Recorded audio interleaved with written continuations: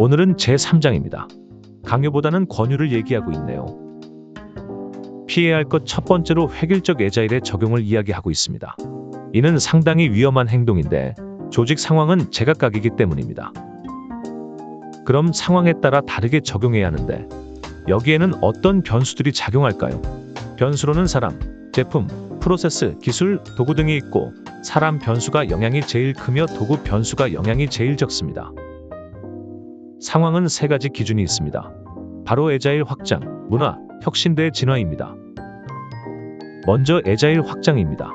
세상에는 다양한 조직과 팀이 존재하며 이들 중 연결 정도가 높고 숙련도가 낮은 경우에는 명령과 복종의 문화가 형성됩니다. 이 경우 종속성을 줄여야 효과를 볼 수 있습니다. 연결 정도가 0인 경우에는 높은 숙련도와 서번트 리더십에 집중하고 최소한의 가이드라인 내에서 자율성을 부여해야 합니다. 그러나 많은 조직이 이러한 다양성을 고려하지 않고 애자일을 확장 및 적용하기 때문에 애자일 역량 향상에 어려움을 겪고 있습니다. 두 번째는 문화입니다. 존 웨스트럼에 의하면 조직 문화 유형은 크게 세 가지로 나눌 수 있습니다. 첫 번째는 병리적 유형으로 이 유형은 권력 중심의 문화로 협력도가 낮고 책임 회피가 일반적입니다. 또한 연결을 권장하지 않으며 실패 시 책임을 전가하는 경향이 있습니다.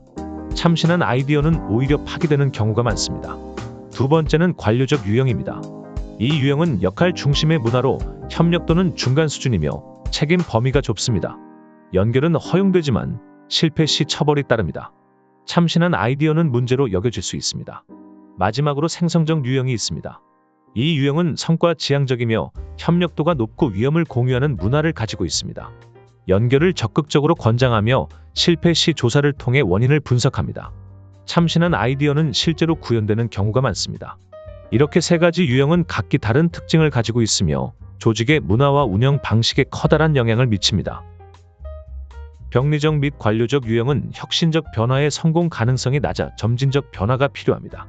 이를 위해 실험은 매우 중요한데 빠른 실패를 지향하고 권한 위임과 생성적 문화 규범을 통해 학습을 인정하기 때문입니다. 마지막으로 혁신대의 진화입니다. 변화를 처리하는 방법에는 진화, 즉 느린 변화와 혁신, 즉 빠른 변화의 두 가지 스펙트럼이 있습니다. 일괄적인 접근법은 피해야 하며 상황에 따라 진화와 혁신 중 어느 것이 성과에 최적인지 고려해야 합니다. 진화가 필요한 곳에 혁신을 적용한 경우 최적화에 대한 고려 없는 혁신으로만 끝날 수 있습니다.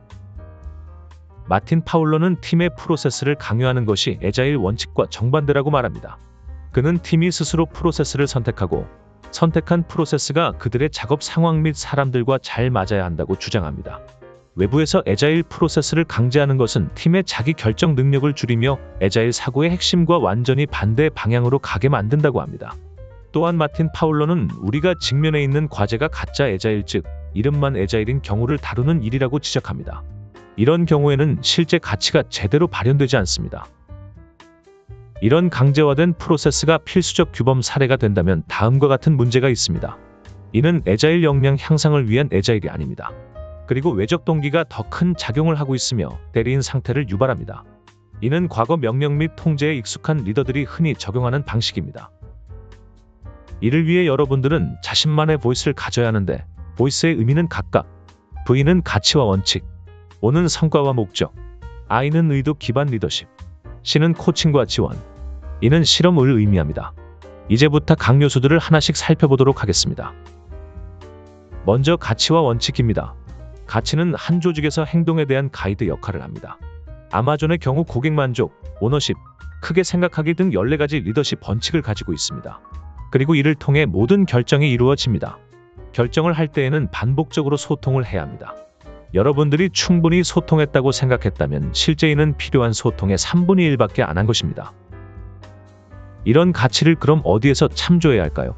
가치의 참조는 기존 존재하는 가치들, 애자일 헌장, 애자일 프레임워크, 이 책에서 언급하는 원칙들에서 가능합니다. 주의할 점은 가치 및 원칙들을 강제로 적용하면 안 된다는 것입니다. 자발적인 수행으로 수행 주체들이 전문성을 느끼게 해야 합니다. 다음은 5. 성과와 목적입니다. 성과와 목적을 다시 말하면 what과 why의 제공입니다. 성과는 측정 지표가 있어야 하며 절대치가 아닌 증가치가 중요합니다. 데이터는 실험 가능한 데이터여야 합니다. 목적에 대해 주의할 것은 처음부터 목적을 멤버들에게 언급한 것은 피하는 것인데 변화를 내부에서 스스로 시작되도록 만들기 위함입니다. 다음은 I, 의도 중심의 리더십입니다. 의도 중심 리더십은 먼저 의도를 공유하고 권한을 위임하는데 이는 상호 신뢰가 바탕이 되어야 합니다. 의도 공유를 위해서는 리더는 자신의 의도를 명확히 설명해야 합니다. 그리고 리더는 구성원에게 권한을 부여하는데 이를 통해 구성원들의 책임감을 고취시킬 수 있습니다. 의도 중심과 반대 개념으로 등장하는 게 히포, 즉 고위직 의사 기반 결정 리더십입니다. 그런데 생각보다 많은 기업들이 이를 따르고 있습니다. 다음은 C, 즉 코칭과 지원입니다. 코칭이 필요한 영역은 상황별 BVSSH성과 개선, 애자일, 업무 방식입니다. 이때 업무 방식 코칭은 프레임워크를 제시하는 게 아님을 상기하시기 바랍니다. 지원은 조직 전반의 저항을 제거하기 위해 필요합니다. 이를 위해 업무 지원센터를 만드는 것은 좋은 출발점이라고 저자는 말합니다. 보통은 전문가 센터를 많이 만드는데 여기서는 업무 지원센터를 만들라고 하는 것입니다. 업무 지원센터에서 주로 하는 일은 조율 및 실험 수행, 최소 가이드 제공이며 규범 및 일괄 교육 등은 수행하지 않습니다. 업무 지원센터 리더는 CO나 CEO에게 성과를 보고해야 합니다. 이래야 조직 전반의 저항에 대한 이목을 상위 레벨로 집중시킬 수 있게 됩니다. 보고가 되지 않는다면 그들만의 리그로 그칠 가능성이 큽니다. 업무 지원센터는 IT 프로세스만 개선했다고 일이 끝나는 걸까요? 프로세스는 IT 영역뿐만 아니라 전체에 적용되어야 합니다.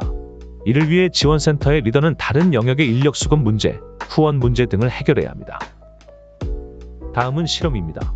가이드 안에서 고도의 조정과 자율성을 확보하면 이제 실험을 할 수 있게 됩니다. 실험은 조사, 감지, 대응 3개의 액티비티로 나눌 수 있습니다. 여기에는 공통적으로 필요한 것이 있습니다.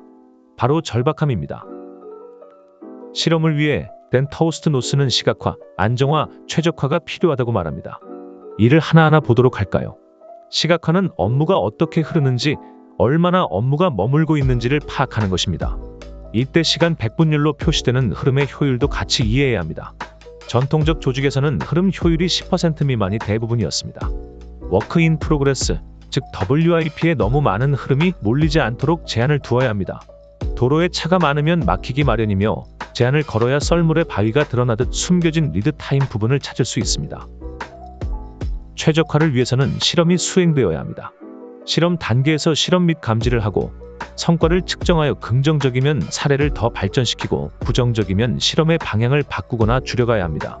국지적 최적화, 예를 들어 소프트웨어 개발만을 개선하는 것에 주의하고 종단 간 가치 흐름에 초점을 맞추십시오. 제일 큰 저항은 하위 레벨의 테스트 자동화 등이 아닌 상위 레벨의 포트폴리오 관리에 있을 수 있습니다. 실험을 통해 우리는 숙련도를 올립니다. 숙련도의 최적화를 위해서는 저자는 일본 무에서의 숙련 과정을 비유로 들고 있습니다. 바로 수파리인데요. 수는 규칙을 따르는 것을 의미하며 초급자입니다. 이제 어느 정도 규칙을 따라 가게 되면 중급자 레벨에서는 규칙을 깨게 됩니다. 이 과정이 바로 파입니다. 규칙을 깨다가 나중에 고급자 레벨이 되면 자신만의 규칙을 만들게 되는데 이 과정이 바로 리입니다. 이는 BVSSH의 결과 개선 가능성을 높이기 위해 필요합니다. 이제 각 단계에서 어떻게 코칭을 받아야 하는지 보겠습니다. 수 단계에서는 업무 지원 센터를 통해 리 단계에 있는 사람들에게 코칭을 받습니다. 하 단계에서는 우두남의 정점에서 업무 지원 센터를 통해 코칭을 받아야 하며 이들이 쉽게 포기하지 않도록 해야 합니다. 리의 단계 사람들은 코치로서 활동을 하며 이들은 가능성의 미학을 보여줄 등불 같은 존재들입니다. 병리적 및 관료적 분위기이거나 격변 수용이 어렵거나 이전에 혁신 실패 경험이 있거나 변화의 주도가 외부에 있거나 현상 유지 의지가 강한 경우에는 권유를 통한 진화가 필요합니다. 이 진화는 소규모 개선으로 시작해 진화 토양 생성, 이후에 소셜 프루프를 만드는 순서로 진행합니다. 혁신을 진행해야 할 경우도 있는데 조직이 존재 위기에 직면한다든지 생존 기간이 진화적 개선보다 짧다고 예측된다든지 사람들이 급진적인 변화를 요구할 때나 예전에 조직에서 혁신에 성공한 경험이 있을 때가 바로 그렇습니다. 이제 진화 또는 혁신을 해야 하는 경우를 보았는데 그러면 애자일 진영에서 사용되는 프레임워크들이 어떤 경우에 맞는지를 보도록 하겠습니다. 먼저 스크럼입니다. 스크럼은 혁신에 잘 맞습니다. 새로운 팀, 새로운 결과물, 새로운 이벤트 및 행동을 요구합니다. 주의할 점은 스크럼은 항상 BVSSH 성과 개선에 초점을 맞추어야 하며 혁신이 아닌 진화가 필요한 조직에서는 스크럼이 최적이 아닐 수도 있습니다. 이전의 조직에서 스크럼으로 인해 상처를 받거나 실패를 한 적이 있다면 차라리 작은 워터폴이 더 나은 접근법일 수도 있습니다. 저자의 경험을 바탕으로 예를 들자면 어떤 조직에서 애자일이라는 단어가 이전의 애자일 역량을 늘리기보다 애자일 수행의 강제화로 인한 실패의 짐이 되어버린 경우를 많이 봤습니다. 이는 순풍이 아닌 역풍입니다. 이런 상황에서 지속적인 성과의 개선 및 궁극적인 애자일을 위한 문화로의 디딤돌은 동시 작업을 줄이고 몇 개의 작은 워터폴로 시작하는 것이었습니다. 다시 애자일을 하려고 역할명을 바꾸고 새로운 세리머니를 도입하는 것은 도움이 아니라 오히려 방해가 되었습니다. 다음은 확장형 애자일 프레임워크 4패입니다. 4패는 스크럼에서 파생되었습니다. 따라서 스크럼의 성격을 그대로 상속받았으며 혁신이 필요한 곳에 맞습니다. 차이라면 스크럼은 단일 팀에서 적용하는 용도이고 4패는 여러 팀을 수용하고 운용하는 용도라는 것입니다. 4패의 핵심 활동은 PI, 즉 Program Increment입니다. 이를 수행하지 않으면 4패를 수행하지 않는 것이라고 할 수 있습니다. 다음은 스크럼 at Scale입니다. 이름에서 알 수 있듯 이는 스크럼의 확장 개념이며 따라서 혁신이 필요한 곳에 잘 맞습니다. 이 프레임워크의 목적은 조직을 스크럼으로 채우는 것입니다. 적용한다면 점진적으로 스크럼으로 채우는 방향으로 생각해야 합니다. 다음은 넥서스입니다. 넥서스는 스크럼처럼 all or nothing, 즉 일부분이라도 이행하지 않으면 이는 전체를 이행하지 않는 것과 같다는 특성을 가지고 있습니다. 스크럼의 특성을 가지고 있으니 역시 혁신에 어울리는 프레임워크라고 봐야겠습니다. 다음에는 레스, 즉 대형 스크럼입니다. 크레이그 라그만, 바스 보데가 만들었으며 스크럼의 혁신성, 불변성을 그대로 승계받았습니다. 이는 혁신에 어울리는 프레임워크입니다. 다음은 칸반입니다. 칸반 메서드로도 불리우는데 이는 시스템의 최적화, 시각화에 초점을 맞춘 진화적 성격을 가지고 있습니다. 칸반의 원칙이 있습니다. 먼저 아는 것에서 출발하라. 진화의 변화 수행에 동의하라. 현재의 역할 및 직급, 책임을 인정하라. 협동을 통해 개선하고 실험으로 진화하라입니다. 칸반은 솔루션이 아닌 내적 동기를 불러일으키는 방법이며 제약을 활성화시켜 진화에 대한 저항을 드러내야 합니다. 다음은 DA, 즉 학습 기반 애자일입니다. 이는 애자일에 상황에 대한 민감성을 반영한 가이드를 포함시킨 것입니다. 상황의 개수, 선택권, 실용주의 등이 포함되며 규범적 전략보다 목표 중심 전략을 장려합니다. 혁신 또는 진화 모두에 맞는 프레임워크입니다. 스포티파이 모델은 혁신, 진화 구분이 없습니다. 중요한 것은 가치와 원칙들이며 자율, 협력, 잠재력, 장기계획, 학습 등이 중요합니다. 이 모델의 이름이 스포티파이이지만 지금도 스포티파이4가 과거와 동일하게 이를 쓰지는 않을 것입니다. 전적으로 이는 팀이 어떻게 운영하느냐에 따라 생명력을 가지면서 변화합니다. 책에서 이렇게 많은 프레임워크를 소개한 이유는 가능한 많은 프레임워크들을 보는 게 중요하고 코치들은 다양한 프레임워크의 경험이 있어야 하기 때문입니다. 여기서 우리는 혁신가의 역할을 주목합니다. 혁신가들은 강한 개인 회복력을 가지면서 새로운 일을 하는 사람들입니다. 저항이 최고조인 환경을 견뎌야 합니다. 이들은 사회적 증거를 만들어냅니다. 이를 보고 초기 다수자가 합류하게 되어 있고 이것이 점점 충분해지면 후기 다수자까지 합류하게 됩니다. 혁신지체자는 어쩔 수 없이 합류하거나 또는 떠나거나입니다. 저자는 가급적 강제보다는 권유를 하라고 말합니다. 권유가 필요한 경우에 강제를 하게 되면 대리인 상태로 빠지기 쉽습니다. 변화의 시작은 S곡선의 시작점에 맞춰야 하며 권유가 잘 수용되게 하려면 BVSSH 성과 개선에 초점을 맞추고 학습 불안 등을 극복하려면 이기적 유전자에 호소해야 합니다. 지금까지 우리는 변화의 혁신이 필요한 경우와 권유가 필요한 경우를 프레임워크별로 살펴보았습니다. 이제 4장에서는 리더십에 대해 이야기하도록 하겠습니다. 감사합니다.